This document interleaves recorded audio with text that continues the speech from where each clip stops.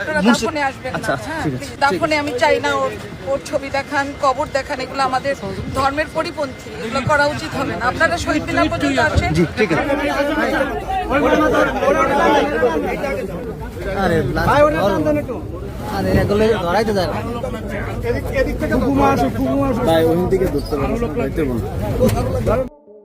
মেয়ের কফিন ছুঁয়ে বাবা কায়সার হামিদের আকুতি, মা কারিনা একবার বাবা বলে ডাকো। অবশেষে শেষবারের মতো বাবার কাছে ফিরে এলো সাবেক ফুটবলার কায়সার হামিদের মেয়ে কারিনা কায়সার।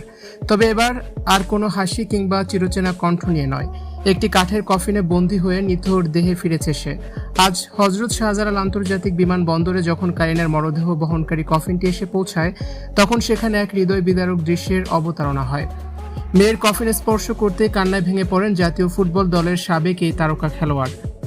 লিভার জটিলতায় উন্নত চিকিৎসার জন্য সম্প্রতি এয়ার অ্যাম্বুলেন্স যোগে তাকে ভারতের চেন্নাইয়ে নেওয়া হয়। কারিনার সাথে গিয়েছিলেন তার মা এবং দুই ভাই। তবে চরম আর্থিক সংকটের কারণে মেয়ের এই চূড়ান্ত সময়ে সাথে যেতে পারেননি তার বাবা কায়সার হামিদ। আজ বিমানবন্দরে মেয়ের নিথর দেহের কফিন ছুঁয়ে অঝরে কাঁদতে কাঁদতে কায়সার হামিদ বলেন, মা কারিনা, তোমার বাবা এসেছে। তুমি একটিবার চোখ খুলে দেখো, একটিবার আমায় বাবা বলে ডাকো, আমার সাথে একটিবার কথা বলো। তার এই আকুতি বিমানবন্দরে উপস্থিত সর্বস্তরের মানুষের চোখ অশ্রু সজল করে দেয়। মেয়ের চিকিৎসার জন্য নিজের সর্বস্ব বিলিয়ে দিয়েছেন সাবেক তারকা কায়সার হামিদ।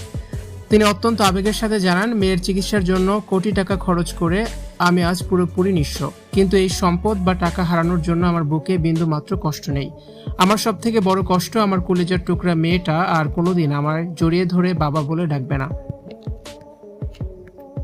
বিমানবন্দরের আনুষ্ঠানিকতা শেষে যখন কারিনার মরদেহবাহী গাড়িটি বের হয়ে আসছিল, তখন সাংবাদিক ও উৎসুক জনতার উপচে পড়া ভিড় সামলাতে হিমশিম খেতে হয়।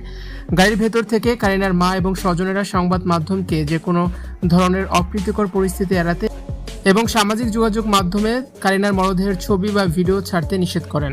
তারা জানান, ধর্মীয় রীতি ও শালীনতার স্বার্থে কারিনার মরদেহ সম্মান রক্ষা করা সকলের দায়িত্ব।